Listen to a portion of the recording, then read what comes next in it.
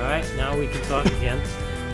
Welcome to the Plan Commission meeting for August 6, 2019. For those that haven't had the pleasure of being at one of our meetings before, first of all, if you could silence your cell phones, we'd greatly appreciate that. Second of all, the way the agenda works is after we call the roll and approve the minutes, we take each item one at a time. First, the city staff will present on an item. Once they're done, it's open up just to the commission just for technical questions. Once we're done with technical questions, we open it up to the public for questions or comment. If you have anything to say, we please ask that you step up to the microphone, state your name and your address so we have it for the minutes, and then say what you'd like to say. After everybody who has chosen to speak has done so, we close public comment and bring it back to commission for discussion and a vote. And with that, let's call the roll. Kathleen Pratt. Here. Lindsay Erickson. Here. Michael Ford. Here. John Hintz. Present. John Kiefer. Here. Lori Palmieri. Here. Thomas Perry. Here. Justin Mitchell. Here. Derek Roth. Thomas Foytag. Here. Moving on to the approval of the minutes from July 16th. Do we have any additions, corrections, et cetera, for those minutes? Move approval. Second. All those in favor say aye. Aye. Opposed? Okay, motion clearly passes. Let us move on to item number 1. Grant privilege in the street for a groundwater monitoring well at East Custer Avenue and Grand Street. Any site inspections over there, Commission? Okay, if not, we do accept the staff report as part of the record. On to you. Thank you, Mr. Chairman. So this item is a privilege in the street, and it's for a groundwater monitoring well, as mentioned in the title. The Sigma Group is working with the Oshkosh Housing Authority, and what they're doing is they are looking to monitor groundwater contamination up near the Waite Grass Carpet Company site, which is now owned by the Housing Authority, and it's occupied. They, in 2017, approached the Plan Commission, I believe, and initially they had 3 groundwater monitoring wells installed to monitor contamination. State statutes require this.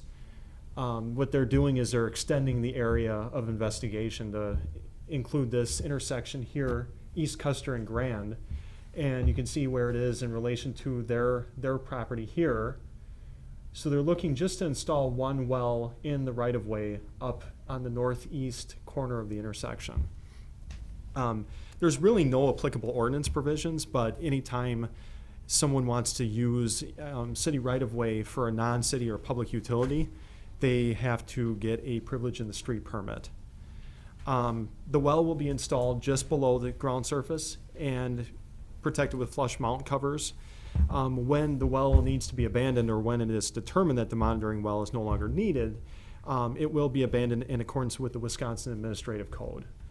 Like I said, they've done this before, so we do not foresee any issues. They are going to coordinate with the Department of Public Works to ensure no conflicts with city utilities. DPW has reviewed the request and has no concerns with the proposed installation. Here's just a street view from Google showing that intersection. So you can see what happened there. Huh. Keep talking.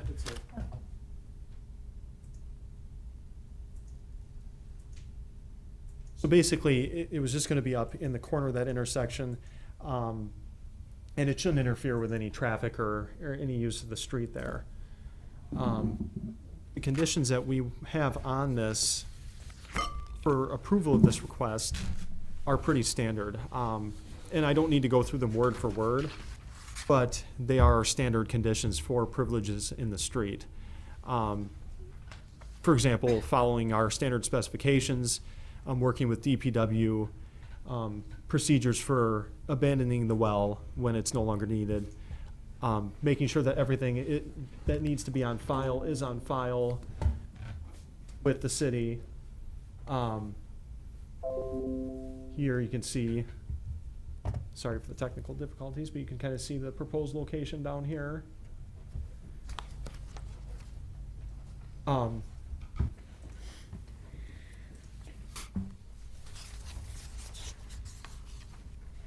And then, yes, just making sure that all the bases are covered as far as having insurance on file with the city, making sure that insurance certificates and everything are on file and up to date, and then entering into the privilege in the street agreement, documenting it with the Diggers Hotline system, et cetera. So we as staff recommend approval of this request, and we do not foresee any issues. Okay, thank you. Any technical questions from the commission? Seeing none, are there anybody here from the public to speak to this item today? Not usually an item generating a lot of discussion.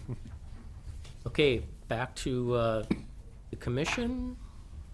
We need a motion to adopt. Motion to adopt the findings and recommendations as stated in the staff report. Second. Okay, discussion? Seeing none, let's call a roll and vote. Erickson. Aye. Ford. Aye. Hintz. Aye. Heaver. Aye. Palmieri. Aye. Perry. Aye. Mitchell. Present. Wojtek. Aye. Oh, sorry, I forgot Kathy. Rob. How could you? Motion carried 801. Okay. On to item number 2, accept traffic control and lighting control easement at Oregon Street and West 20th Avenue. Any site inspections out there? Thank you, John. Okay, we accept the staff report as part of the record, and on to you. Thank you. Yep. So this one is another one that I think will be pretty straightforward. This, the city of Oshkosh is asking for an easement on a property owned by Vianola Properties. You can see the subject site there in blue. So it's kind of off the intersection of Oregon and 20th. So you can kind of see Quick Trip down here. There's a number of lighting or light poles and traffic signals, et cetera, in this area, as you'll see in a minute. So the subject site is located on the northeast side of the intersection, and it is just a small easement of 12 feet by 6 feet. And the reason being is because the terraces are pretty narrow there, so there's not enough room in the right-of-way with the 60-foot wide right-of-way of Oregon and 4 lanes of traffic in the sidewalk to put the traffic control and electric, or lighting control, I should say, equipment in cabinets in there. So this here just shows where the easement is going to be. And yes, like I said, it's for a traffic signal easement, for utility, cabinets, et cetera. This could include meters, bollards, wires, conduit, any related equipment facilities, and they would be within that easement there. Here's another street view image. So I believe it's off of this pole here, and I believe it's about on center with that. So kind of right back in this area. The property owner has agreed to this easement already, and the city attorney's office has drafted the necessary easement documents.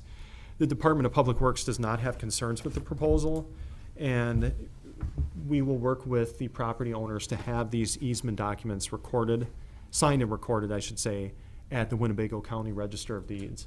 So again, a pretty straightforward one, but just allowing for utility cabinets and for the traffic signals and all of that, because there's not much room in the right-of-way, as you can see here. So we as staff recommend approval of this easement as proposed. Thank you. Technical questions? Yes. I know that a number of years back, we had approved the condos and everything in that open area at the end of 20th Avenue. Is this, where this is going in, is this going to be okay if another, is this location taking into consideration if there is future development in that area? I believe it is.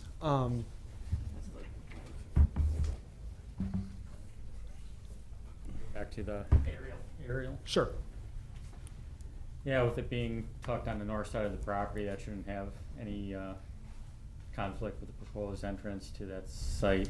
To recall, I believe the entrance to that development was centered on 20th Avenue. Yeah, you can kind of see it. Yeah, I believe it is. Sort yeah. of. So it shouldn't- yeah. Where they were driving in and started work and then said, we're done. And being what that southern parcel is zoned, they'd be permitted only one access drive. So there is sufficient room south of that Okay. easement to maintain that. Just making sure the I's are dotted and T's crossed, so. Great. Other technical questions for Stephen? Okay. Seeing none, anyone here from the public to speak to this item today? Okay, we'll close public comment. And we need a motion to adopt the findings. Motion to adopt the findings and recommendation as stated in the staff report. Second. All right. Discussion? Seeing none, call the roll. Let's vote. Erickson. Aye. Ford. Aye. Hintz. Aye. Kiefer. Aye. Palmieri. Aye. Harry. Aye. Mitchell. Aye. Prop. Aye. Wojtek. Aye. Motion carried 9-0. On to item number 3. It's a right-of-way dedication for widening of the west side of North Keller Street, right-of-way between Raft Lane and Oshkosh Avenue. Any site inspections on this one? A little trickier. We got a couple. All right, we accept the staff report as part of the record. On to you, sir. Thank you, Mr. Chairman. The city is requesting the approval to dedicate an additional right-of-way on the west side of North Keller Street between Rath Lane and Oshkosh Avenue. Up on the screen, I have both sides highlighted there, but this is the subject site we're looking at to dedicate. Back in 2018, in December of 2018, Common Council approved the official mapping of this area. The official mapping action was used to prevent inadvertent development within the mapped area, as well as development within the setback area until the dedication would occur or could occur. The surrounding area, if you're familiar with this area, there's lots going on.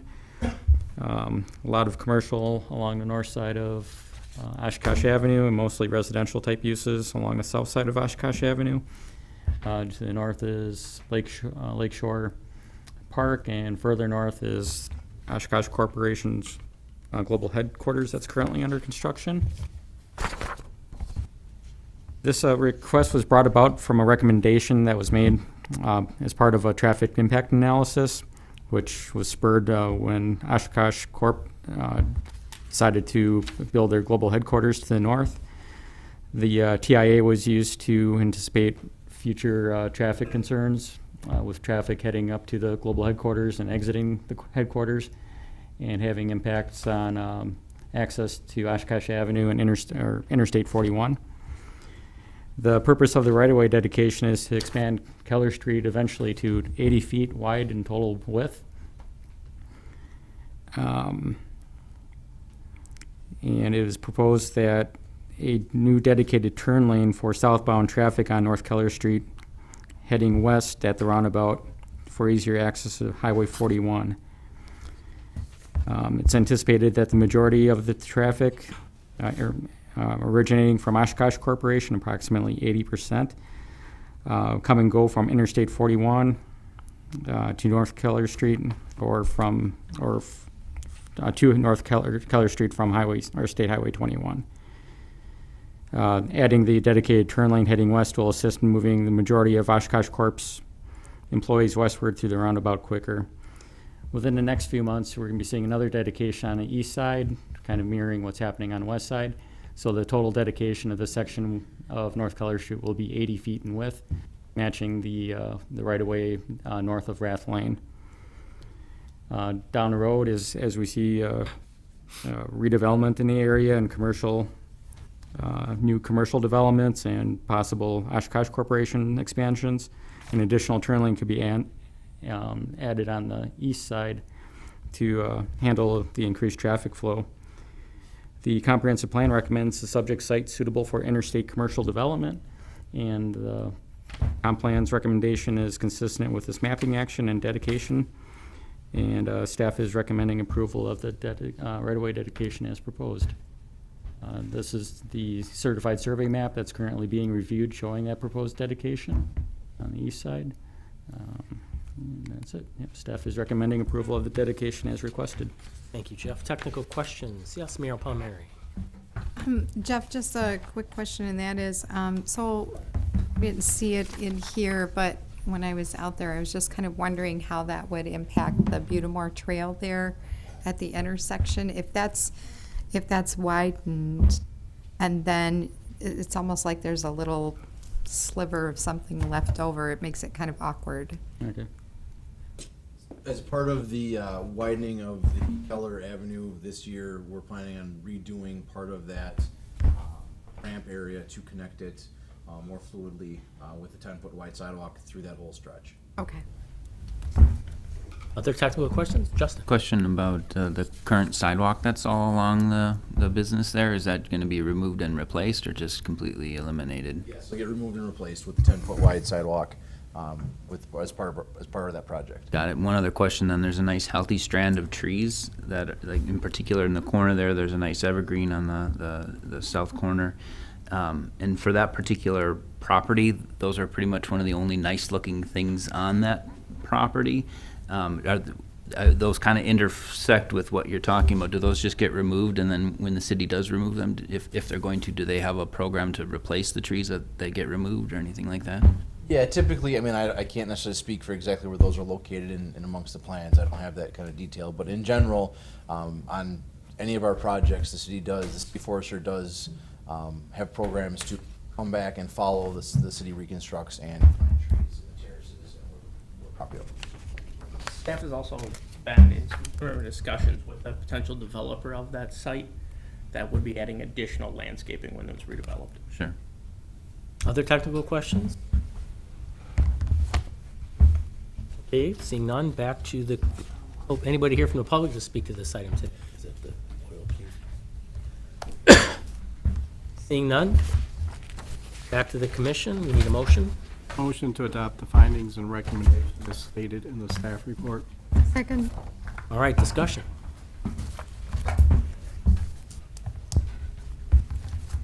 Okay, seeing none, let us call a roll and vote. Erickson. Aye. Ford. Aye. Ince. Aye. Kiefer. Aye. Palmieri. Aye. Perry. Aye. Mitchell. Aye. Crop. Aye. Wojtek. Aye. Motion carried 9-0. On to item number 4, residential design standards variance to allow a window area reduction on the front facade at 35 Crimson Lane. Thank you. You're welcome. So this one is another design standards variance Oh, request. pardon me, any site inspections? Got one. And we do accept the staff report as part of the record, sorry. Oh, no problem. Thanks. All right, Yeah, so this one is another design standards variance request. Just one window in question, we'll get to that in a minute, but you can see the subject site here. So it's right on Crimson Lane, kind of a narrow road, and to the north is a vacant lot. A lot of the properties are single-family properties immediately around it. There's some multifamily down here to the southwest. A number of these are zoned single-family residential 5, so SR 5. A few of these over here are zoned SR 5 lakefront residential overlay due to their proximity to the lake. Here again, you can kind of see the subject site from an aerial perspective. So this is the property in question. A lot of residential properties immediately around it. There's that vacant lot. Most of these are of similar scale and varying character. So here are the applicable code references. Again, like some of the other ones that we've had, Section 30-241B1 states that existing window openings on front facades, including gables, shall not be closed or filled, totally or partially. Trying to preserve glazing on the front facades, having a minimum level of glazing also, preventing monotonous blank facades. That's the intent of these sections. The second section there, 30-241D6B, and that one is the minimum 25% requirement for the amount of wall space that has to be devoted to window or door openings. Here's the subject property here, the house. So there's 3 windows on this facade. There's one that we're looking at that is going to be changed. And I tried to put in your staff report, kind of like a previous one, the window sizes and then the amount of change that is expected. So window 1 here is not changing at all. Neither is window 3.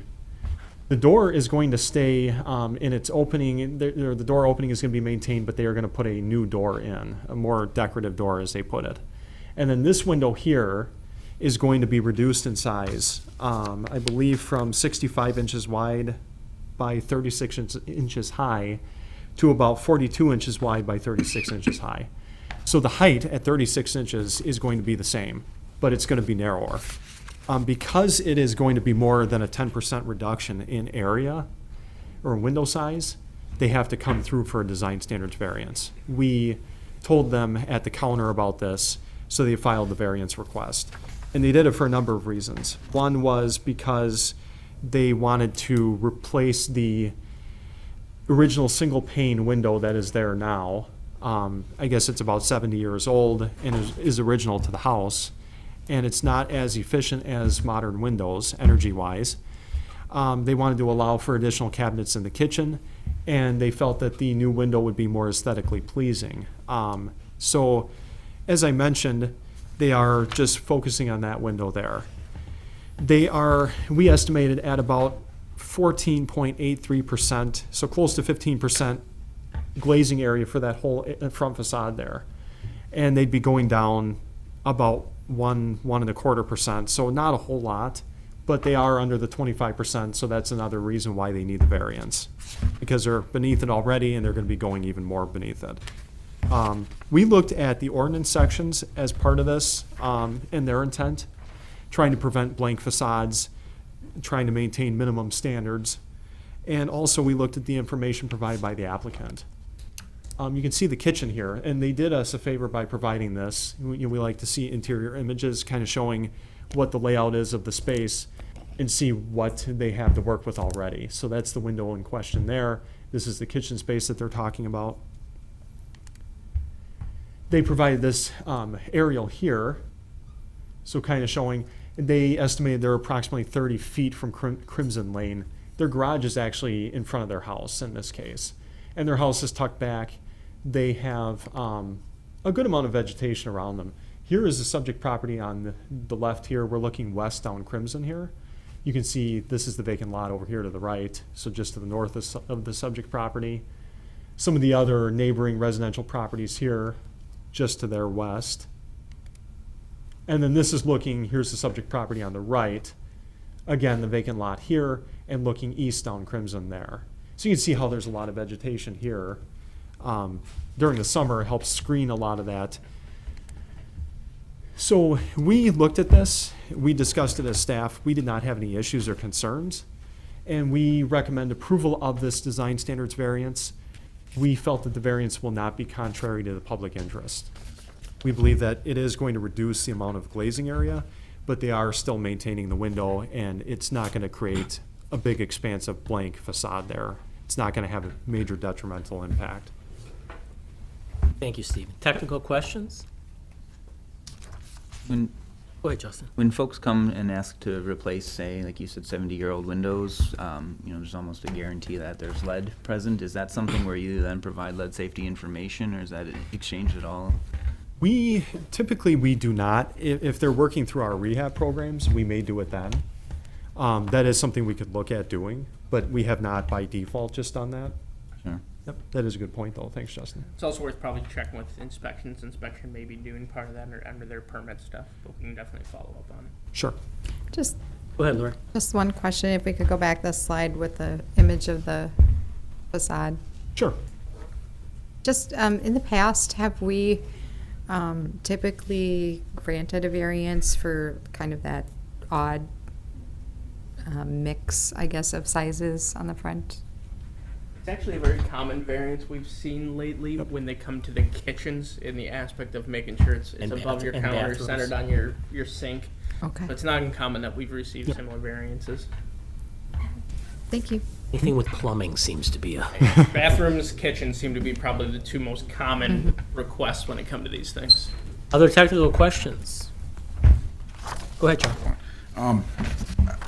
And I know we just redid the ordinance on this and everything, but is it 10% per opening? Is that how it's written? Yes. Yep. Correct. I'm just wondering if maybe, and I'm not saying it's something you need to seriously spend a lot of time on, but maybe for the future, look at if it's less than 10% of the total.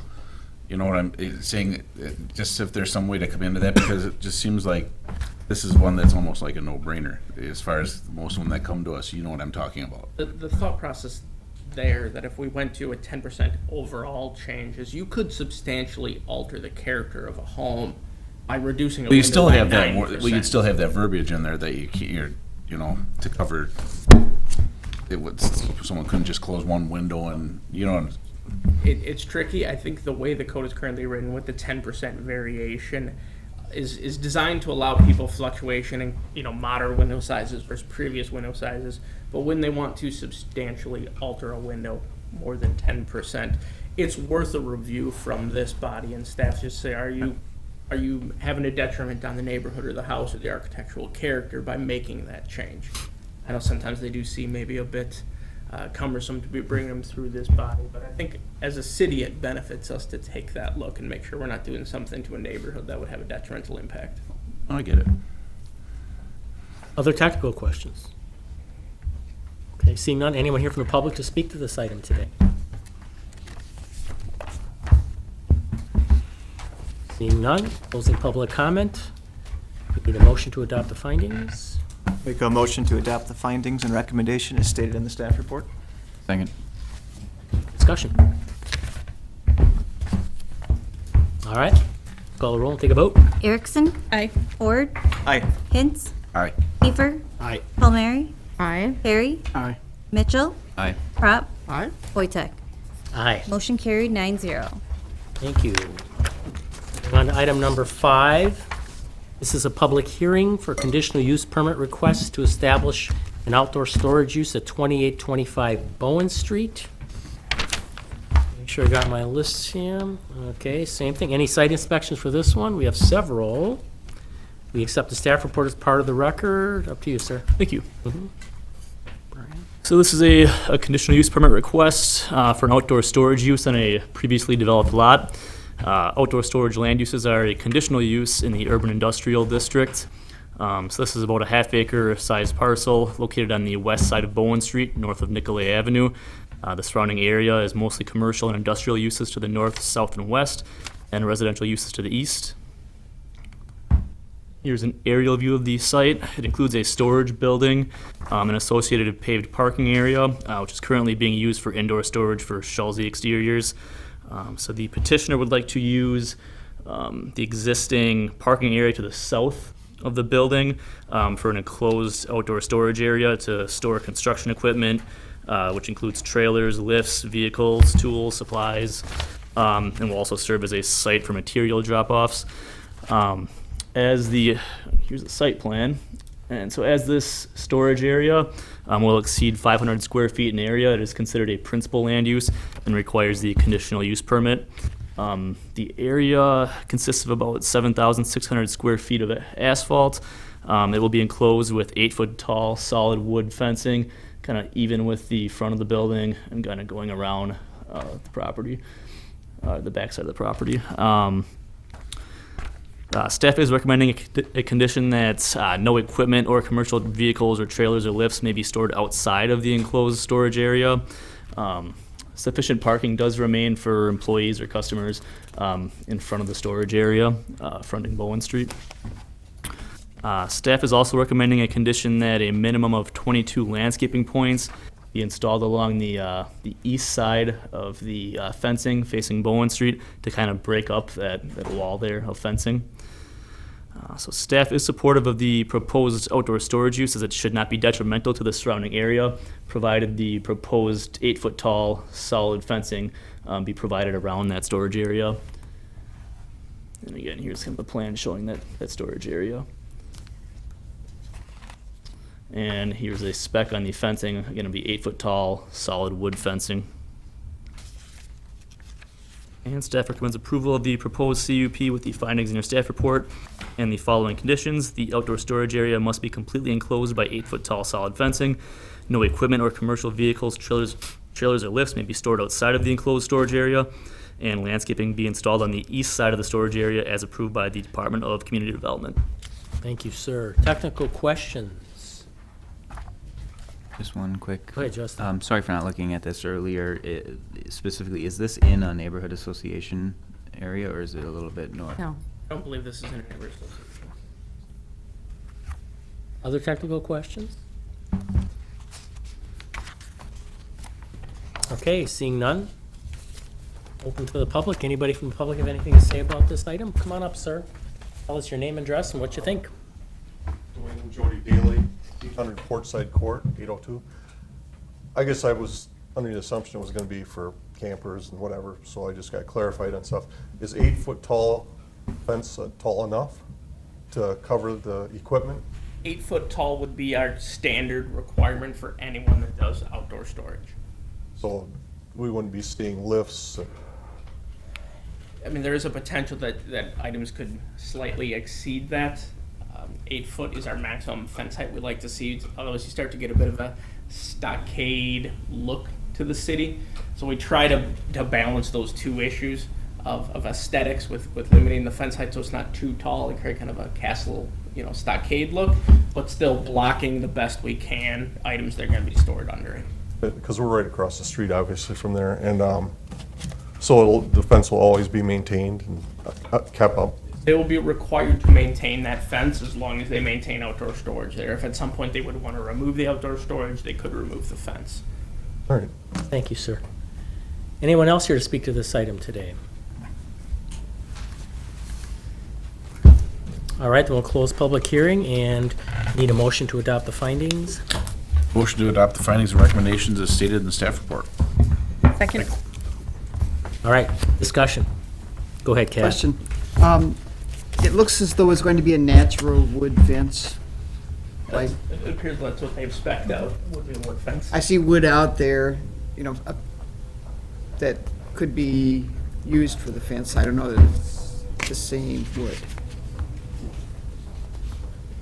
Yeah, petitioner, could you speak to that, please? Yeah, we're, basically, and that's like the minimum that we'd like to use. I mean, if we can afford a better looking chain link fence, I mean, I'm open to doing that. But, right now, we're just trying to do what's feasible. It's a new building for me, and, some of that stuff I should have checked into beforehand, but, we're trying to really simplify what we have in there. There really shouldn't be anything extending out past that fence. I got one trailer that's kind of tall, but the dock stuff isn't gonna, the lift stuff ain't gonna be very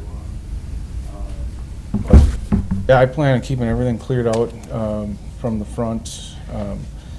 Yeah, as far as the fence, yeah, I mean, that's a concern for me too, because I plan on being there for a long time, and I want it to look good, and I don't want it, I do exterior, so I know if someone doesn't do a good job with the fence, how that can turn out. But, I've worked with enough guys, and I've seen the stuff that I like done with the fences, and I feel like we can, overprotect it to make sure it stays straight and, in line, and stays looking good. I mean, with something like that, I know if you keep up on it, it's it's not that hard. If you let it go, then it gets bad. But yeah, I mean, it should be something that's fairly simple for us to, every year and a half or 2 years, just get out there and recoat it with something. So, but that's part of what I'm taking into consideration with with the fence. I guess it's or with doing the chain link is. I'm open to it, but it jumps the price up like 3 times as much, But since I'm in it for the long haul, at least to some degree, I want to just make sure it's quality either way. So you intend to paint it or coat it or something, or is it? That's our plan.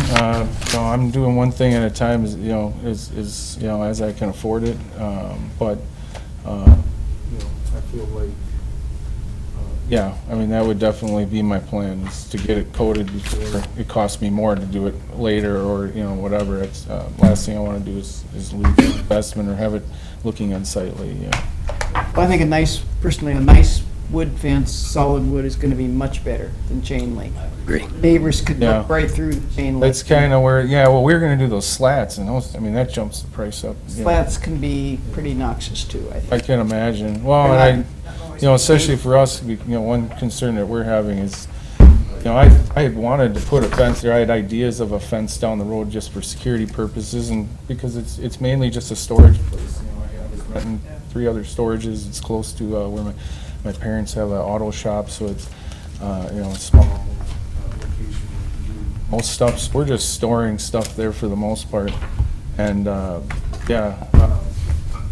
getting the vehicles in and out and the turnarounds and parking is just something that we're preparing ourselves to have to get get a system for, so to speak, of keeping, our area. We have it kind of mapped out of where we want to do turnarounds and stuff like that. But obviously, to do that, we're not going to be able to have a lot of stuff in there. One more question. For a while, there was Kearney Pier signs out Yeah. there, but you have nothing to do with Kearney Pier. No. Well, he's been occupying the front of my building. I knew him before I had moved in there, and it was supposed to be more of a temporary situation, where I was just letting him store some stuff there. He kind of took that a little overboard, and I'm working with the other property owners next door to just really get all that stuff out of there. I mean, anything he has is gonna be inside that building, small little space inside that. Okay. Inside that fenced-in area. Thank you, sir. Any other questions for the petitioner from the commission? I just did. No, sir. You can talk to him privately if you'd like. Oh, Yeah, go When ahead. we're done. Yeah. Thank you, sir. oh, I just wanted to agree with her on the fencing. I'd rather see the wood than the Okay. chain link. Thank you, sir. Anyone else here to speak to this item today? I think we're at Planning Commission right now. That was my Yep. public comment. Pardon me? All right, other comments, questions? Go ahead, Justin. Yeah, so I think Bowen sometimes is the forgotten city gateway, as a relatively important entrance into the city, not quite as high traffic as, the 41 corridor, but there's not a single tree on any of the old St. Vincent de Paul lots, or, that's kind of part of it as well. So like the north 70% of that entire block, and I know in here it talks about there being landscaping.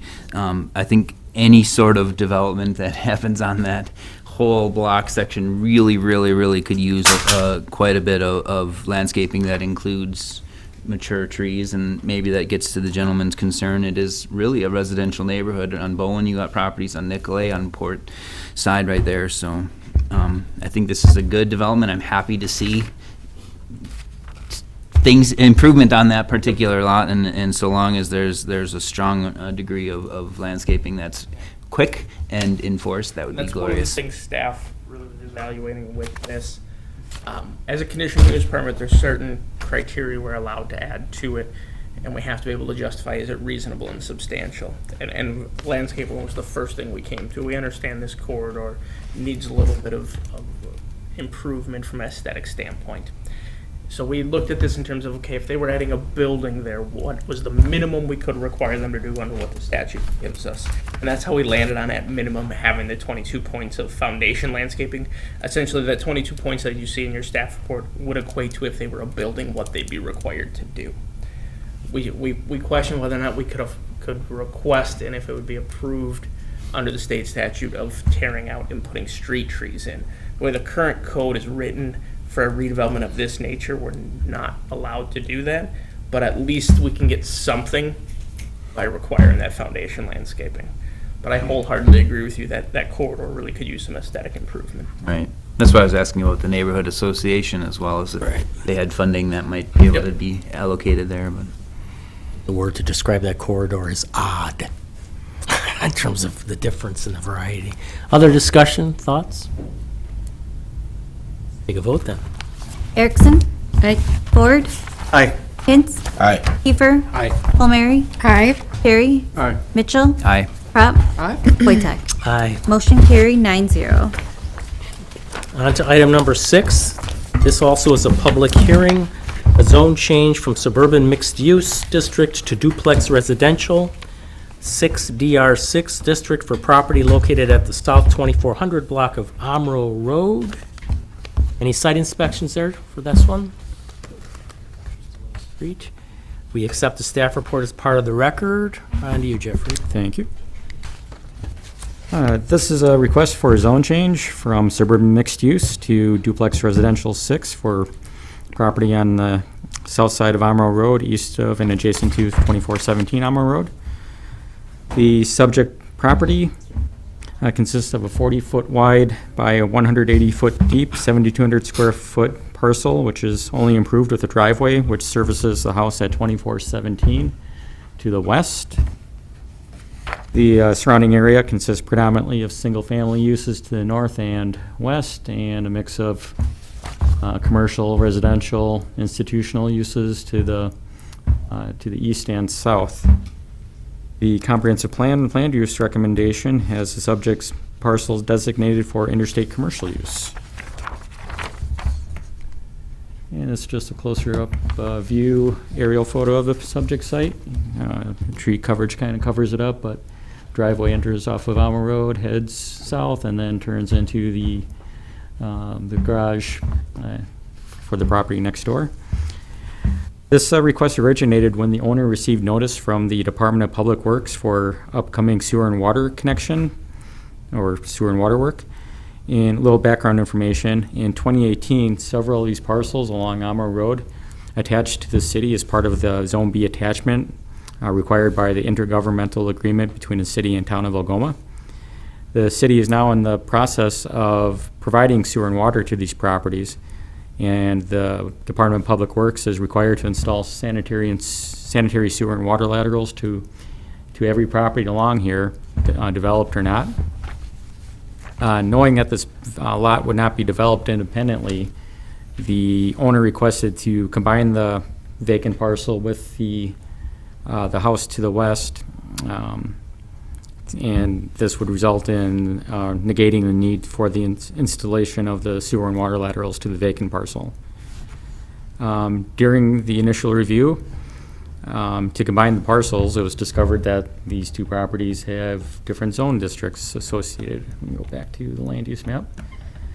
The subject site has the SMU zoning, suburban mixed use, and the property with the house has a DR6 zone district assigned to it.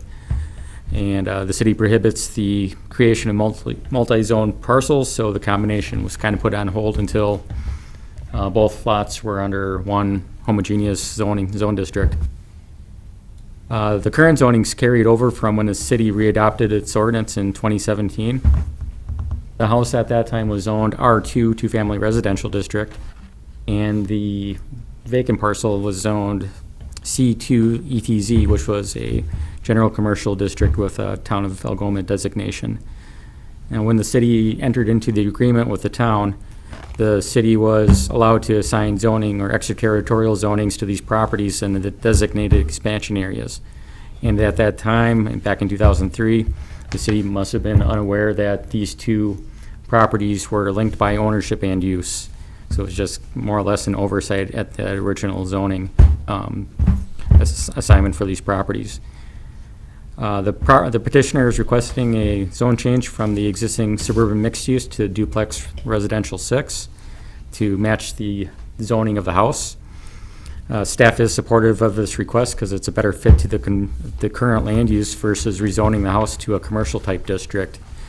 Another possible ramification is if we recommend a zoning to a commercial type zoning for the house, that could cause difficulties in the future to find lenders to provide financing to potential buyers for a non-conforming use. The land use plan 2040 designates this area for interstate commercial use. Although the proposed zone change is inconsistent with that land use, staff is envisioning that this immediate area will remain residential in nature for the near future. But at some point, we envision that these groups of properties could be combined into one, allowing for redevelopment for something more consistent with the comprehensive plan. So with that, staff is recommending approval of the zone change from SMU to DR6 as requested. All right, thank you. Technical questions? Anyone? Seems like this is just kind of a cleanup thing. Cleanup, yeah, it was an oversight back from 2003. It's a bit of an oversight, plus by combining them, it removes the fact that they would have to pay sewer and water connection on two separate parcels. So it really makes sense in this case to allow them that combination.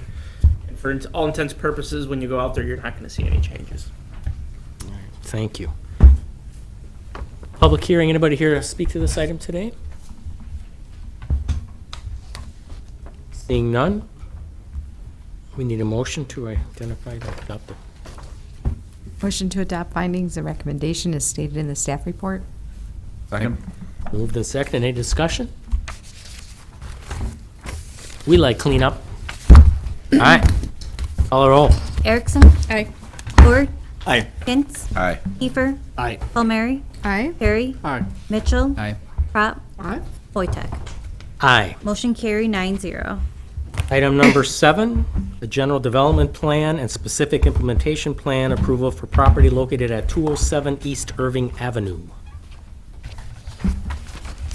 Any site inspections there today? We have several again. All right, we accept the staff report as part of the record. On to you, Brian. Thank you, Mr. Chairman.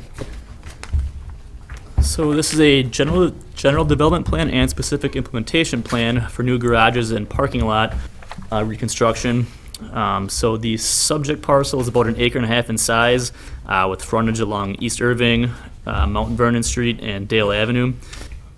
The site has a 2-story, 15-unit apartment building and associated parking area. And this land use is a legal non-conforming use as the property is zoned 2 flat residential 10 with a planned development overlay. And the TR10 district does not allow multifamily uses. So again, it's legal non-conforming. The surrounding area is mostly single and 2-family uses. And here's an aerial view of the subject site. The applicant is proposing to replace the existing parking lot and install 3 new 5-stall garages on the east side of the parking lot. They're also proposing to remove existing concrete patio area and install a new concrete patio area, as well as a new dumpster enclosure on the south side of the parking lot. A base standard modification is required for expansion and modification of the site, as this is a legal non-conforming use, so it does require that BSM to expand and modify the use. And staff is supportive of the intended, or of the BSM as the intended reason for this project is to improve parking for the tenants, and it will not intensify the existing use of the property. And along with this, the impervious surface ratio will actually be reduced from about 42% to 39%. So again, it will not intensify the use of the property. A base standard modification is also required for placement of the northern and southern garages, as they are both closer to the street than what the principal building is, and code does not allow accessory structures to be closer to the street than the principal building. Here's the landscape plan, and staff is supportive of that base standard modification. Oops. Uh-oh. Can't remember what he did. Happened again as it did previously.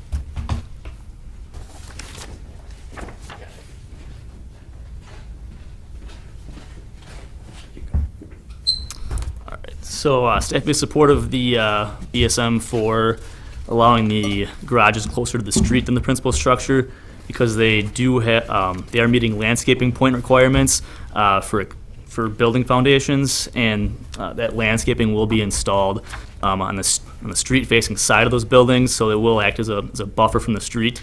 And also, those new garages will not extend any closer or further into the front yard than the existing parking area is.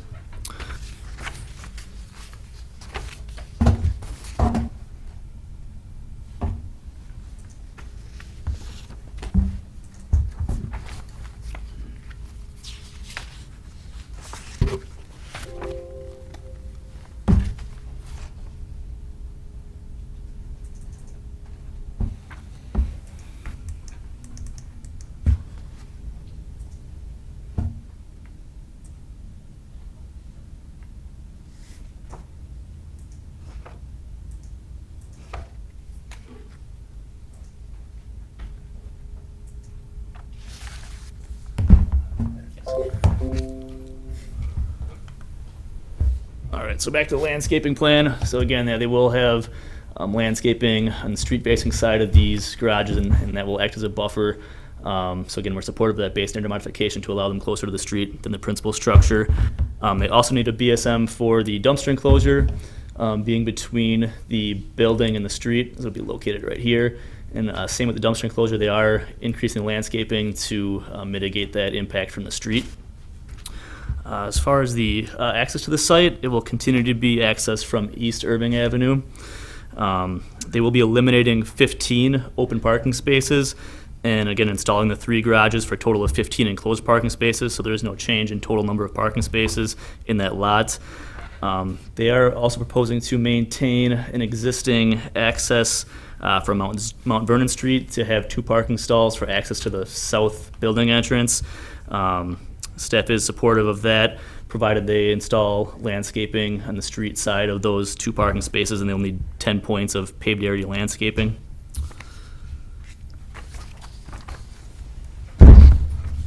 And here are the building elevations.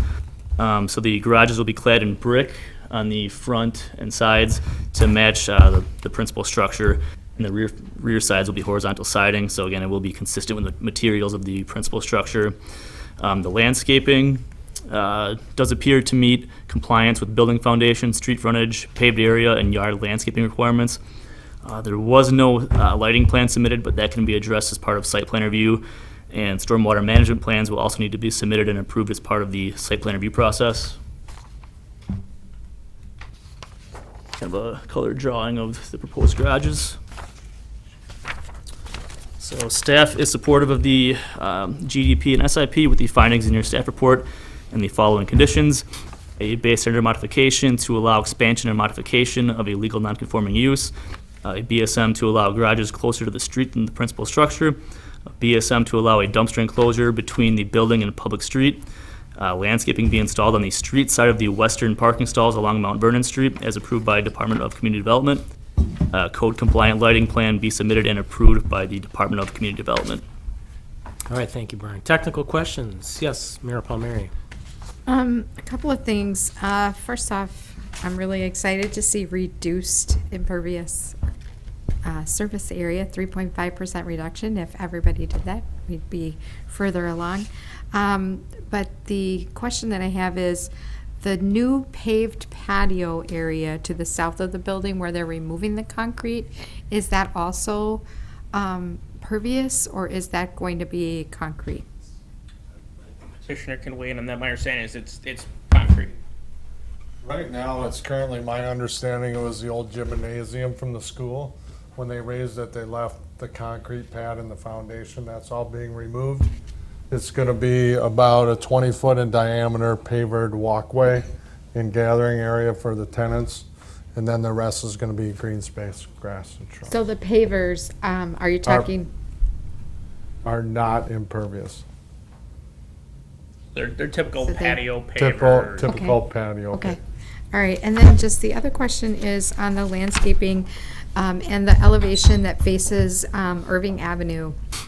The side of that with, no window, of course, not everybody puts windows in garages, but with those, I think those are junipers that are designated across the north wall of the first building. But there were Brian's highlighting.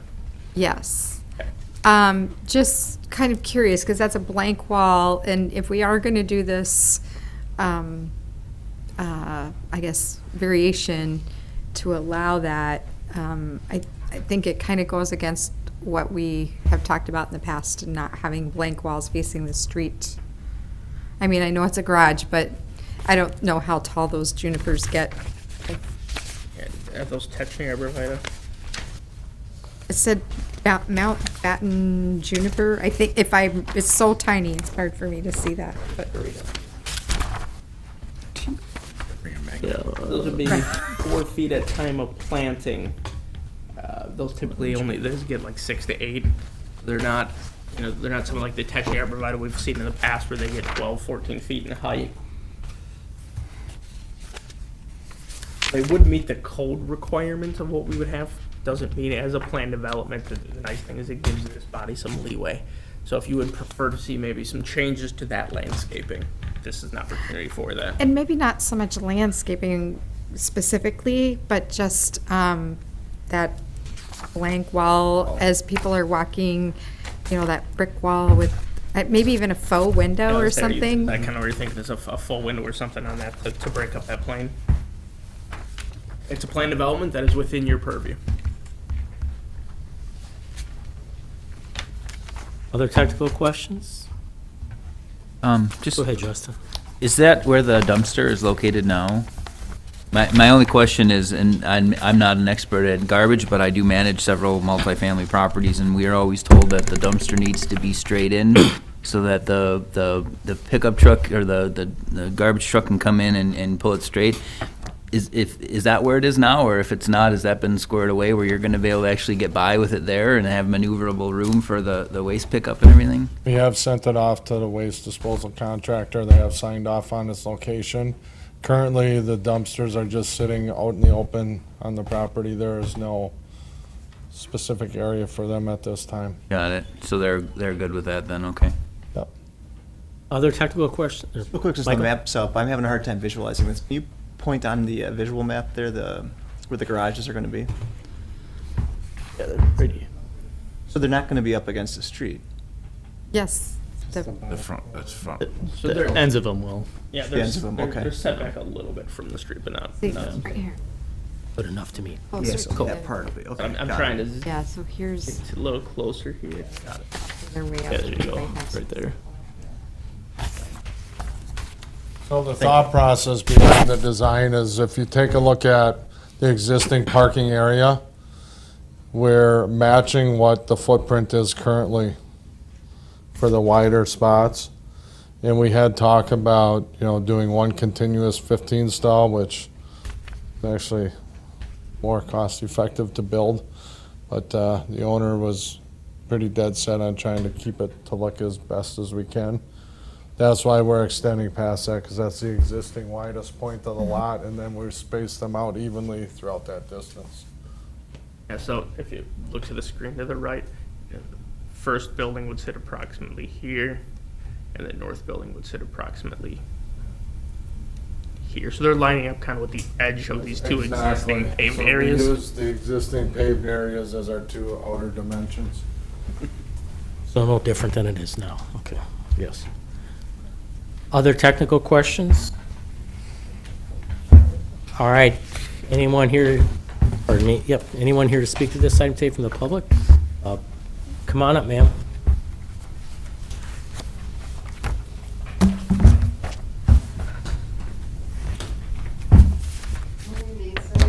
I live in Mount Vernon. I just don't know who, if I ask you guys or him, how's it gonna affect us on Mount Vernon? I would anticipate that's not going to have a substantial impact on you. This is mainly a change from surface parking of 15 vehicles to garage space for those 15 vehicles. But there's 2 spaces on Mount Vernon that they're putting in. So right here currently, And I'm right across the street. so currently there's that driveway that comes in here with parking. They're basically looking to remove the vast majority of that and leave 2 stalls here. My understanding, I'll let the petitioner follow up on this, is they want those kind of as temporary parking for when somebody would be moving in or out. They could park a vehicle there as they would be moving things in and out of the apartment. It would not be intended for permanent, everyday type of parking. We are also requiring some landscaping between those stalls and the street too, to kind of screen it. Correct. The west side of those stalls, this area here, will have to be landscaped. Okay. Thank you. Thank you, ma'am. Anyone else here to speak to this item today? Do we have any more questions for the petitioner? Okay, then public comment is closed. Need a motion to adopt the findings? Motion to adopt the findings and recommendation as stated in the staff report. Second. Moved and seconded. Okay, discussion. So if you wanted to add an additional condition, this would where you would amend those conditions. Well, I guess I would put it out to the other members of the commission. I'm not beholden to architecturally adding, a lot of difficulty. I mean, maybe even just some other variation in planting or planters or something that would break up that wall. Could we suggest to the city staff that they work with the petitioner to do something different with that? Yep. Leaving it up to discretion of you guys to work it out? We can simply require that the final landscaping plan be approved by community development. We hear exactly kind of what you're thinking, and we can work with the petitioners maybe to vary some of the planting types along that north and south side, just to break it up a little bit. You understand kind of what we're talking about, Mr. Rudinger? No. Just right now on the north side specifically, the plan is outlined for just arborvitae. Plan Commission would maybe like to see a little bit of variation in that planting. Essentially, we'll work with you to maintain the number of points you have to make sure you're still code compliant, and maybe just switch up a couple of different varieties there to break it up. No problem. Great. Thank you. Other discussion? Just a quick thank you Yeah. for it being brick. I was excited to see that they were willing to put that in and then have it match the existing building. I totally agree. I think this is a big improvement, and it's really nice for that neighborhood. Seeing none, let us call the roll. You don't have to vote on the amended condition, right? Nope. Okay. They're gonna work it out. All right. Erickson? Aye. Ford? Aye. Hintz? Aye. Kiefer? Aye. Palmieri? Aye. Perry? Aye. Mitchell? Aye. Prop? Aye. Wojtek? Aye, Motion carried 9-0. and I need to go, so it's on to Kathy. Congratulations and good luck.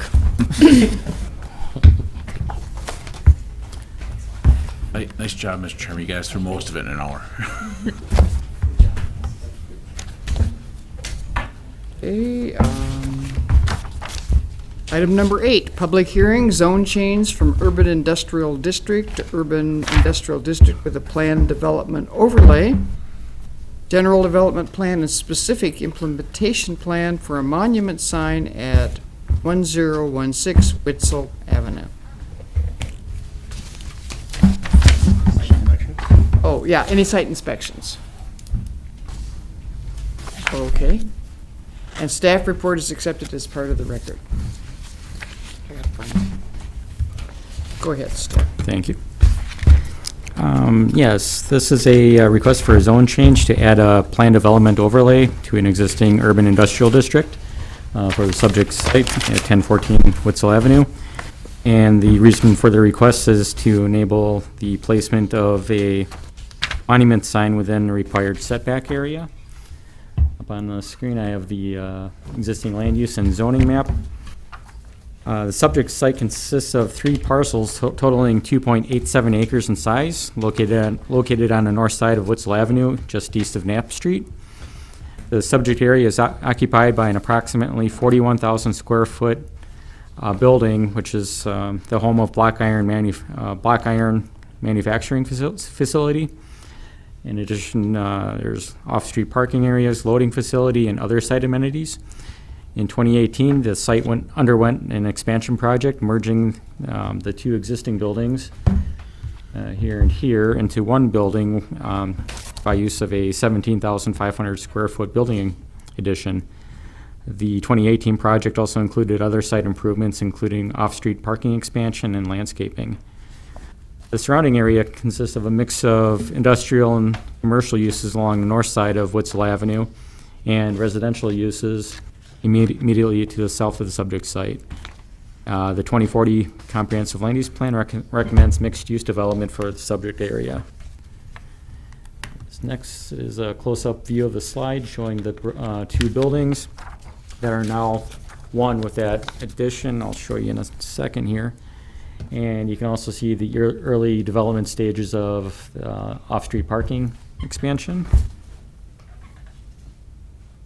And this is a site plan that was submitted. Here you can see the 2 previous buildings here and here with that 17,500 square foot addition here and the off-street parking addition located to the southwest of the property. The applicant is requesting to add the plan development overlay to the base zoning due to constraints of code compliant placement for ground signage along Witzel Avenue. The 2017 ordinance update changed the previous central industrial district or M2 zoning of the property to the closest equivalent of the new code, which is urban industrial district. The M2 district from the previous code allowed for up to a 0-foot front yard setback, whereas the UI district has a 25-foot front yard setback requirement from the public right-of-way. Let me go back to the air photo here. As a negative result of this, several non-conforming structures along Witzel, especially on the north side, were placed into a legal non-conforming status, and with the new code, any new structures are required to comply with the current setback requirement. As part of this request, the petitioner or the applicant will be requesting a base standard modification for placement of a monument sign within the required 25-foot setback area along the area between the new parking area and the public right-of-way. Staff is supportive of adding the plan development overlay for this specific purpose due to the significant change that the zoning ordinance update had on this particular property, going from a 25-foot requirement, or I'm sorry, from a 0-foot requirement down to a 20 or up to a 25-foot setback requirement.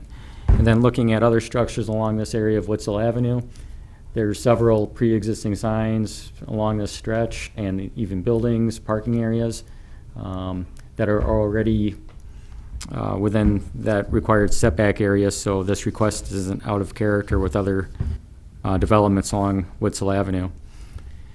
Looking at the sign, this is the proposed sign they're proposing to place on the property. The sign is a stepped 9-foot 4-inch tall by 9-foot wide, 71.87 square foot eternally lit monument sign. The sign meets all the base zoning requirements in regard to height and area. The sign is proposed to be placed centered between the new parking lot or off-street parking area and the public right-of-way, which is generally the edge of the sidewalk closest to the building.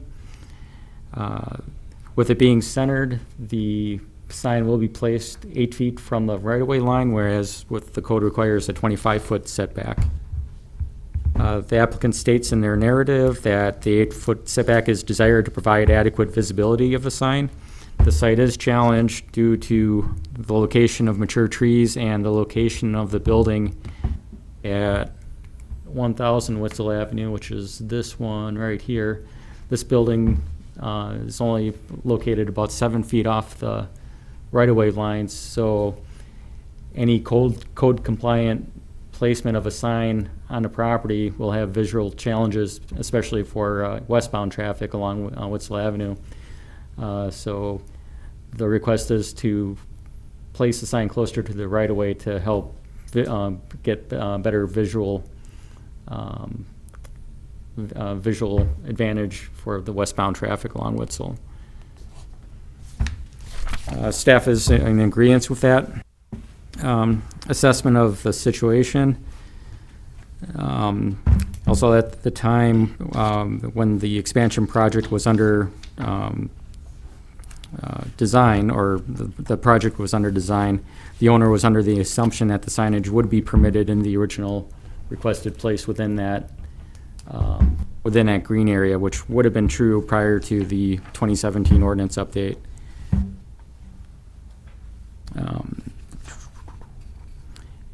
I'm getting to landscaping. In consideration for the proposed reduced setback, enhanced landscaping, or the applicant has agreed to provide enhanced landscaping around the base of the sign. Formal landscape plan has not been provided other than indication of ground plantings around the base of the sign, which you can see on this rendering here, and the close-up view here, down along the base of it. Staff is agreeable to the enhanced landscaping and will work with the applicant and the owner for submission of a detailed landscape plan. In looking at the appropriate landscaping, we're suggesting that 10 points of low-level shrubs or perennials be placed on both sides for a total of 20 points. And that generally equates to about 3 or 4 low-lying shrubs on each side of the proposed sign. Let me go back to here. Back when the expansion project went through review, one of the requirements was submission of a certified survey map to combine these 3 lots into 1 lot. To date, that has not occurred. The city staff has reviewed the CSM. It's pretty much ready to go for approval and recording. But with it not being recorded yet, it has created some non-conforming issues with regard to setbacks from the building additions and property lines crossing through the parking areas. So as a condition, staff is recommending or requesting that the certified survey map be finalized and recorded at the Register of Deeds prior to building permit issuance for the proposed monument sign. With this request for the specific implementation, there's no other changes to the use or site of the property, nor to stormwater management and utilities, no changes to site lighting or building facades. So with that, staff is recommending approval of the zone change to add the plan development overlay to the base urban industrial district zoning with three conditions of approval. One being a base standard modification to reduce the front yard setback from 25 feet to 8 feet for the ground sign. The applicant shall submit a landscape plan to be reviewed by the Department of Community Development, and the certified survey map for the property shall be recorded before issuance of the building permit for the sign. Okay. We'll be reminded that we had a workshop on this issue a few months ago. And are there any technical questions? I just have Lori. one, and it just occurred to me when we were looking at the street view, if you go back to the image, I believe that sidewalk there is somewhat narrow, and I guess it's just a question of, should Witzel Avenue in the future be another corridor study or plan for upgrading if there was expansion of the sidewalk? If we go down to 8 feet, I mean, obviously the building there on the corner, on that next corner, would have some challenges. But I'm just curious, if we go down to 8 feet, what would that do to any future widening of sidewalk or other corridor improvements that might occur? There would be probably lots of challenges to acquire much more right-of-way along this stretch. Looking, for example, 1,000, I measured this. This is only 7 feet off the right-of-way currently.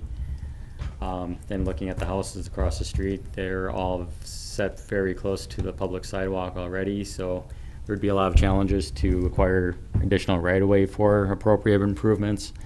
Witzel is classified as a collector, so in theory it should be an 80-foot right-of-way, but there would be a lot of challenges to acquire the right-of-way along this stretch. I would say we'd be in a similar situation here, like when we did the corridor study for South Park and 9th, where we have pretty constrained right-of-ways. There's 66-foot right-of-ways.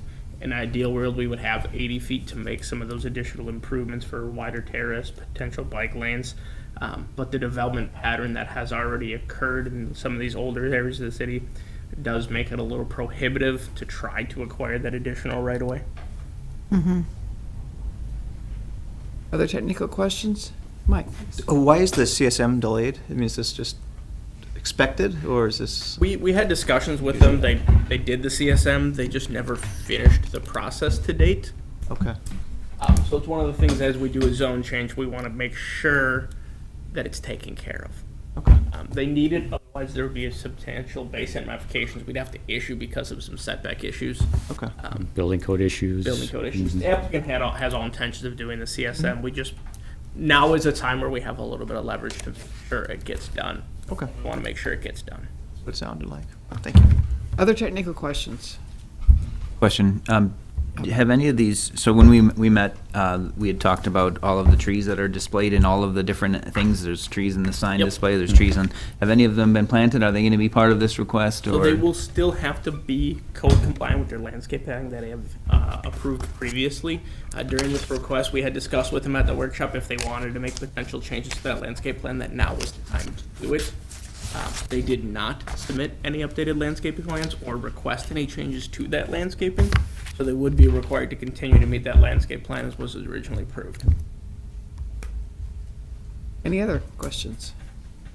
Okay, then I'll open the public hearing on this item. Is there anyone here that wishes to speak on this matter? Next, anybody here wishing to speak on this item? Hearing none, public hearing is closed. And is an applicant present? Yes. You wish to make a statement, the applicant? You don't need to. No. Okay. As your recommendation for approval, I'd like to not enter any doubt, so. Okay. Thank you. I guess we need a motion from the commission. Motion to, Go for it, Laura. to adopt findings and recommendation as stated in the staff report. Second. Any discussion, further discussion? John? I just want to say that this is an example that we need more of with working with workshops with the applicants and getting things hammered out before they come here, because it made today so much more smooth than it would have been had we not had that workshop. So, good job on everybody's part with that. Quite true. Mark, Jeff, thank you. Any other discussion? Call the roll, please. Erickson? Aye. Ford? Aye. Hintz? Aye. Kiefer? Aye. O'Meara? Aye. Perry? Aye. Mitchell? Aye. Crop? Aye. Motion carried 8-0.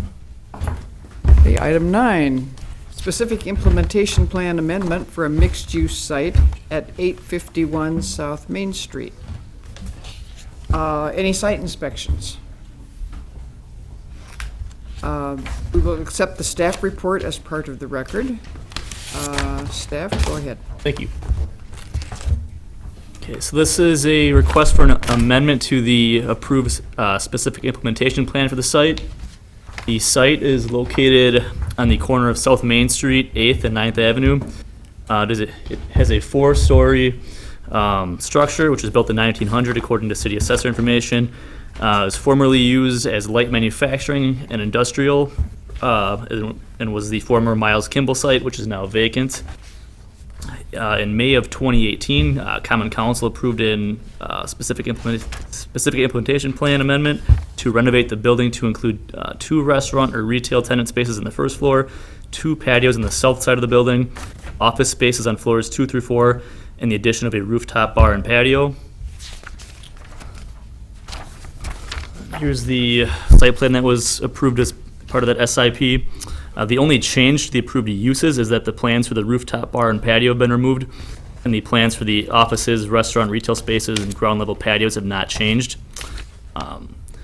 However, they are planning on removing the rooftop addition, the glass enclosed stair and elevator tower on the west end of the building, the glass enclosed stair tower on the south side of the building, and the mechanical room on the northwest side of the building, which will now include opaque screening for the ground-mounted equipment to match the building exterior. Here are the elevations that were approved. So again, you can see the rooftop addition that was on the approved SIP, as well as the stair and elevator staircases. And then here's the west end. As far as signage, a conceptual signage plan has been submitted, and that shows a reduction from the previous submitted conceptual plans, and the signage can be addressed under a building permit application. As far as landscaping, it appears to be in compliance with the paved area landscaping requirements, as they have now included the parking row and trees that were missing as part of the previous SIP submittal. Stormwater requirements will need to meet municipal code requirements, and that can be addressed during the site plan review process. So here are the proposed building elevations. Here's the east elevation, south elevation, west elevation, and north elevation. So there are no changes being proposed to the remaining building facades from the previous SIP, except there will be a significant reduction in overall window area due to the removal of the glass enclosed stair and elevator towers and the rooftop addition from the plans. Staff does not have concerns with the proposed changes to the building plans, as the enhancement of the existing brick facades, new windows, and details will still improve the appearance of the facades. And here's an illustration of those building facades as they're now proposed. And staff recommends approval of the SIP amendment as proposed with the findings in your staff report. Technical questions? Seeing no technical questions, I will open this to the public. Any public comment? Anybody in the audience wishing to speak? Nobody? The applicant present, Want to say anything, Will? I'm here and available to answer any questions. but you don't have any statement? Okay, thank you very much. Then I will close public comment, and commission, we need a motion. I'll make a motion to adopt the findings and recommendations as stated in the staff report. Second. Discussion? John? And I just want to say this, and I understand it's a business thing, but when this first came through, this was a super exciting project with all that exterior, with the elevators and everything like that. And it's a shame that we're missing it, but I'm still glad that, don't take that as not being glad to see the building being reused and improved upon. It's just, it was one of those really exciting things when when it came through, because we had all this new stuff. We have a rooftop bar and we have, elevators and stuff like that on the outside. So it's a shame that fell through, but thanks for trying. Any other discussion? I think it'll be a tremendous improvement. I can't wait. Having been Desperately- inside. Desperately needs to be done. Yeah, having been inside there for a photo shoot a number of years back, it will definitely be improving the area. I guess my only question is, well, how soon will we see some of this coming forward? More discussion? Okay, thank you. We'll call the roll. Erickson? Aye. Ford? Aye. Ince? Aye. Kiefer? Aye. Palmieri? Aye. Perry? Aye. Pop. Aye. Motion carried 7-0. Okay, after adjournment, we will be having a workshop, but I'll entertain a motion to adjourn. So moved. Second. All in favor? Aye. Aye. All right, on to the workshop.